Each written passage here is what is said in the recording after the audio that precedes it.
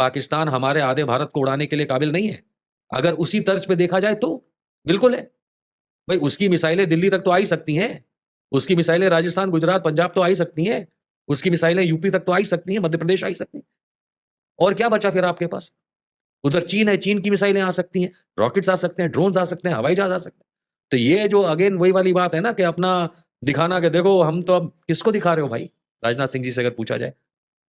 निशान साहब, जिस तरह से ऑपरेशन सिंदूर का कल्मिनेशन होता है, पटाक्षेप होता है, उसके अगर आप एनालिसिस करेंगे भारत ने उसमें क्या पाया, तो आप कैसे देखेंगे ऑपरेशन सिंदूर के पूरे प्रकंड को?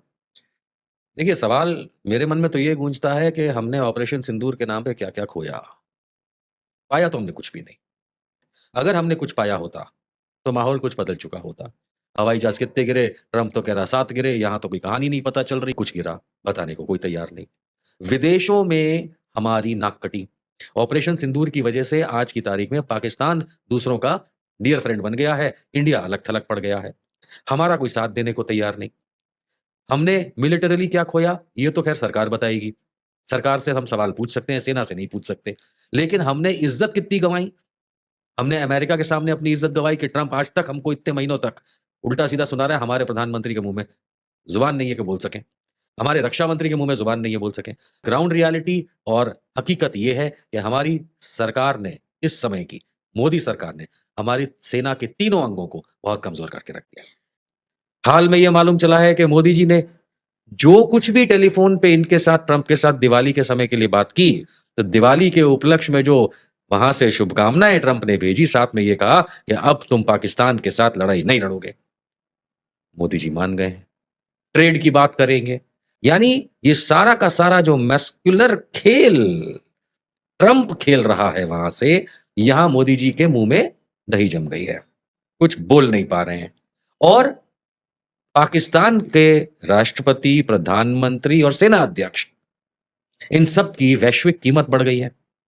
ट्रंप के नज़र में कीमत बढ़ गई है। जो अफ़गानिस्तान पे इस समय पाकिस्तान ने हमला किया था, वो सब ट्रंप का कराया हुआ था। उसी ने रुकवा भी दिया। यानी इस समय दोबारा पाकिस्तान डार्लिंग ऑफ अमेरिका बन के बैठ गया है। चीन का तो वो बेटा है ही। यानी इंडिया के जो सर्कमस्टेंसेस हैं इस समय मिलिटरीली, वो इतने खराब हो चुके हैं कि मोदी जी अगर कुछ बोलेंगे, उसकी वैल्यू तो छोड़िए, उसका काउंटर आ जाएगा ट्रंप से। लेकिन क्योंकि हम अपने घर में अपने ऑडियंस को जोड़ के रखना चाहते हैं पाकिस्तान और फौज के मामले को लेके, इसलिए किसी को तो बोलना है। राजनाथ सिंह जी तो अब भूल जाइए कि कुछ बोल सकते हैं, कुछ नहीं बोल सकते। ब्रह्मोस जो अभी हाल में इन्होंने इंडक्ट किया, वैसे तो कई सालों से इंडक्शन चल रहा है। लखनऊ प्लांट की बात करें तो वहां से जो इन्होंने इनॉग्रेशन किया और फीता काटा, तो इनका कहना यह था कि पाकिस्तान का हर इंच हर कोना कवर करवेंगे। ये बोलने का क्या तात्पर्य है? क्या पाकिस्तान हमारे आधे भारत को उड़ाने के लिए काबिल नहीं है? अगर उसी तर्ज पे देखा जाए तो बिल्कुल है। भाई उसकी मिसाइलें दिल्ली तक तो आ ही सकती हैं। उसकी मिसाइलें राजस्थान, गुजरात, पंजाब तो आ ही सकती हैं। उसकी मिसाइलें यूपी तक तो आ ही सकती हैं, मध्य प्रदेश आ ही सकती हैं। और क्या बचा फिर आपके पास? उधर चीन है, चीन की मिसाइलें आ सकती हैं, रॉकेट्स आ सकते हैं, ड्रोन्स आ सकते हैं, हवाई जहाज आ सकते हैं। तो ये जो अगेन वही वाली बात है ना कि अपना दिखाना कि देखो हम तो अब किसको दिखा रहे हो भाई? राजनाथ सिंह जी से अगर पूछा जाए, ये अपने वोटर को दिखा रहे हो। अपने वोटर को मत दिखाओ, क्योंकि ऐसी बातें, अब बेहुदा बचकानी तो मैं कह नहीं सकता, बुरा लग जाएगा किसी को। लेकिन ऐसी बातें करके आप गांव में लोगों के ताली तो पड़वा सकते हो कि देखो हमने मिसाइल, तुम ये मिसाइल चला नहीं सकते। चलाते तो ऑपरेशन सिंदूर में चला के पाकिस्तान को खत्म कर चुके होते। क्यों नहीं किया? नहीं किया। ये कारण है कि किसी जनरल से कहा जा रहा है कि तुम बोलो। पहले बिपिन रावत बोलते थे, अब ये बोलते हैं। पर ये जो इनका सिस्टम है, ये बिल्कुल ठीक नहीं है, क्योंकि वहीं वायुसेना अध्यक्ष कहते हैं हवाई जहाज नहीं है, नेवी की हालत अलग है, आर्मी सैनिक नहीं है। तो ये सब बातें सिर्फ राजनीति के तौर पे की जाती हैं और हर कोई करता है। मैं ये मानता हूं कि पहले भी की गई हैं, अब भी की जाती हैं, आगे भी की जाएंगी। लेकिन इससे हम लोगों को ज्यादा खुश होने की जरूरत नहीं। निशान साहब, जिस तरह से ऑपरेशन सिंदूर का कल्मिनेशन होता है, पटाक्षेप होता है, उसके अगर आप एनालिसिस करेंगे भारत ने उसमें क्या पाया, तो आप कैसे देखेंगे ऑपरेशन सिंदूर के पूरे प्रकंड को? देखिए, सवाल मेरे मन में तो ये गूंजता है कि हमने ऑपरेशन सिंदूर के नाम पे क्या-क्या खोया? पाया तो हमने कुछ भी नहीं। अगर हमने कुछ पाया होता, तो माहौल कुछ बदल चुका होता। आपने पूछा ऑपरेशन सिंदूर के बारे में, मैं शुरू करता हूँ कि भाई ऑपरेशन सिंदूर की ज़रूरत क्यों पड़ी? कहाँ से टेररिस्ट आए, कैसे आ गए, कैसे उन्होंने पहलगाम अटैक किया? अलाउ किया गया होगा तभी आए होंगे। पहलगाम के बाद आपने जिस तरह से रिएक्ट किया, आपने ऑपरेशन सिंदूर अगेन सिंदूर शब्द का इस्तेमाल आपने जो किया, वो भी एक हिंदूवादी बिहेवियर को अट्रैक्ट करने के लिए किया पुरुषवादी। और वो भी यही नॉर्थ इंडिया के अंदर ज़्यादा उस चीज़ का हुँ। चलन चलता है। आपने उस अपनी फिलॉसफी को वहाँ भी चलिए कोई बात नहीं आपने वो नाम यूज़ कर लिया। आपने उसमें क्या किया? कुछ हमला आपने किया, कुछ हमला उन्होंने किया। हवाई जहाज़ कितने गिरे? ट्रंप तो कह रहा 7 गिरे, यहाँ तो कोई कहानी नहीं पता चल रही। पाकिस्तान वाले कुछ कह रहे हैं, हम कुछ कह रहे हैं, सबूत एक नहीं दिखा पा रहा। यानी अगेन सिर्फ़ हवा में बातें। सिर्फ़ भटिंडा के जहाज़ का हम लोग के पास प्रूफ़ है कि कुछ गिरा, बताने को कोई तैयार नहीं। विदेशों में हमारी नाक कटी। ऑपरेशन सिंदूर की वजह से आज की तारीख में पाकिस्तान दूसरों का डियर फ्रेंड बन गया है, इंडिया अलग-थलग पड़ गया है। हमारा कोई साथ देने को तैयार नहीं। हमने मिलिटरीली क्या खोया, ये तो ख़ैर सरकार बताएगी। सरकार से हम सवाल पूछ सकते हैं, सेना से नहीं पूछ सकते। लेकिन हमने इज़्ज़त कितनी गँवाई? हमने अमेरिका के सामने अपनी इज़्ज़त गँवाई कि ट्रंप आज तक हमको इतने महीनों तक उल्टा-सीधा सुना रहा है, हमारे प्रधानमंत्री के मुँह में ज़ुबान नहीं है कि बोल सकें। हमारे रक्षा मंत्री के मुँह में ज़ुबान नहीं है बोल सकें। हमारे मीडिया में अलग-अलग टाइप के प्रेस नोट चले जाते हैं या बाइट्स चली जाती हैं इन लोगों की, सिर्फ़ हवा-हवाई बातें। हमने क्या खोया? हमने अपनी इज़्ज़त खोई। हमने अपना इंटरपर्सनल अलग-अलग देशों के साथ व्यापार से लेके बाकी रिलेशंस खोए। और हमारी मिलिट्री तो भाई बहादुर है, नो डाउट अबाउट इट। लेकिन कितनी पावरफुल है, वो सामने आ चुका है। आज की तारीख में Modi ji has failed Indian army, Indian air force, Indian navy. ये मीडिया नहीं आपको दिखाएगा, ये आपसे कोई चर्चा में बीजेपी वाला नहीं बोलेगा। वो सिर्फ़ राष्ट्रवाद के नाम पे नारे लगाएँगे, पर ग्राउंड रियलिटी और हकीकत ये है कि हमारी सरकार ने इस समय की मोदी सरकार ने हमारी सेना के तीनों अंगों को बहुत कमज़ोर करके रख दिया है। हमारे कितने रफ़ाइल डाउन किए गए पाकिस्तान ने या हुए ऑपरेशन सिंदूर में? इसको लेकर के कन्फ्यूज़न हुआ और फिर एक ट्रंप की ही तरफ से आ गया कि कितने हुए, है ना? हमारे एक बड़े अधिकारी ने विदेश में ये बात कही कि हमें पॉलिटिकल गो अहेड नहीं मिला था। पॉलिटिकली हमें रोका गया या हमें इजाज़त नहीं मिली कि हम अपने काम को कर सकें। ये अंदर की जो बातें हैं इस तरह की और ये हमें हमेशा बाहर से कहीं और से पता चलती हैं। पता तो चल जाती हैं, लेकिन फिर इनके इर्द-गिर्द जिस तरह के प्रश्न खड़े रहते हैं, उनको लेकर के किसी तरह की सफाई नहीं आती है। भारत सरकार पार्लियामेंट में कुछ बताए, अपने पार्लियामेंट में तो बोलना चाहिए कि हमारी असलियत क्या है, इस मामले में हम हमारे देश की पोज़ीशन क्या है। तो वहाँ पर भी अब कुछ नहीं होता है। तो पार्लियामेंट्री सिस्टम में अगर पार्लियामेंट को ही अवगत नहीं कराया जा रहा है, तो कभी भी ये बातें पटल पे कब आएँगी देश के?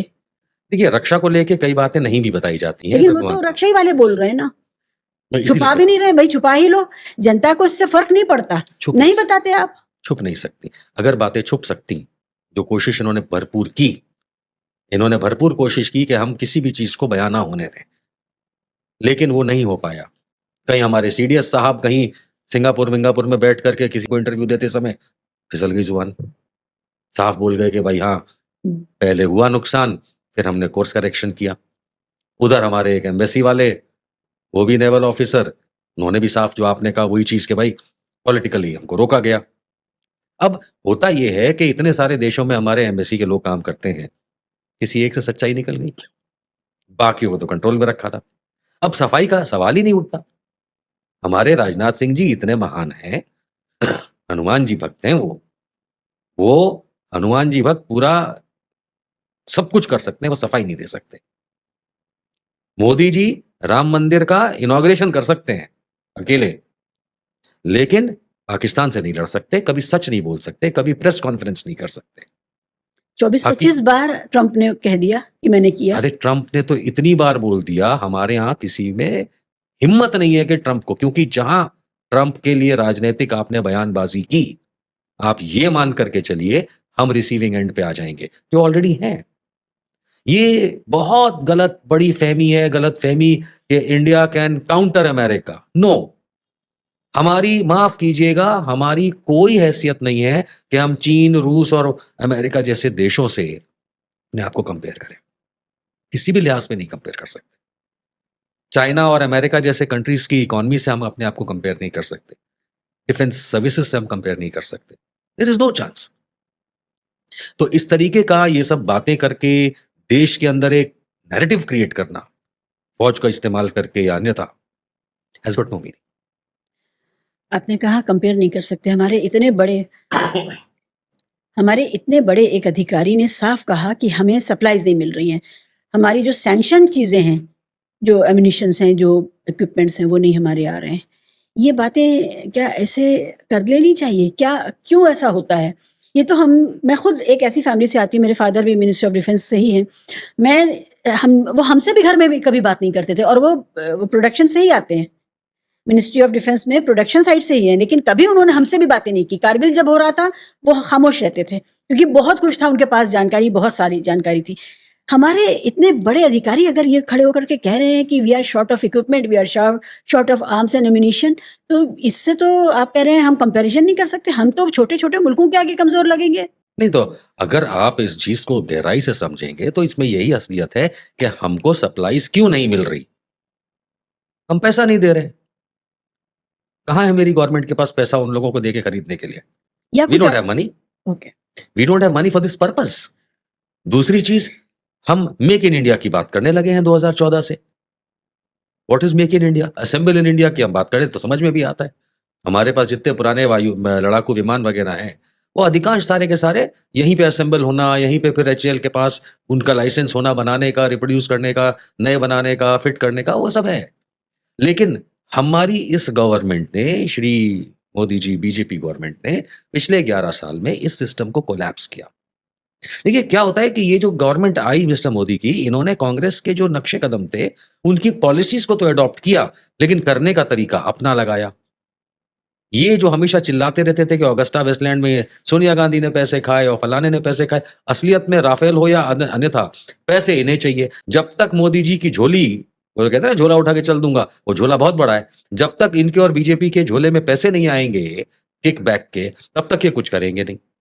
दोस्तों, आज हमने जो कुछ भी देखा वो वाकई तारीख में नायाब है। दुनिया ने पहले कभी ऐसा मंजर नहीं देखा। पाकिस्तान ने जिस हिम्मत और हिकमत के साथ सबको हैरान कर दिया, वो काबिल तारीफ़ है। भारतीय मीडिया शायद अब भी झूठ छुपाने में लगा हुआ है, लेकिन हकीकत तो सामने आ चुकी है कि ताकत का तवाज़ुन बदल चुका है। भारत के दावे टूट गए और पाकिस्तान ने साबित कर दिया कि दफ़ा, हिकमत और इत्तेहाद सबसे कुछ मुमकिन है। ऑपरेशन या कोई भी प्लान, हकीकत यही है कि आज पाकिस्तान मजबूत और भारत परेशान है। मीडिया में जो शोर है वो सब कुछ बता रहा है कि दुनिया का पलड़ा किस तरफ झुक रहा है, और यही सबक हमें मिलता है। ताकत सिर्फ हथियार से नहीं, अक्ल, हिकमत, दुरुस्त फैसला साजी से जीती जा सकती है। तो आप खुद फैसला करें, क्या पाकिस्तान ने वाकई सबको हैरान कर दिया? क्या भारत का बयानिया टूट चुका है? और क्या दुनिया का तवाज़ुन बदल गया है? दोस्तों, अगर आपने आज की वीडियो पसंद की तो लाइक करें, शेयर करें और सब्सक्राइब करना मत भूलिए, क्योंकि हकीकत और सच हमेशा सामने आना चाहिए।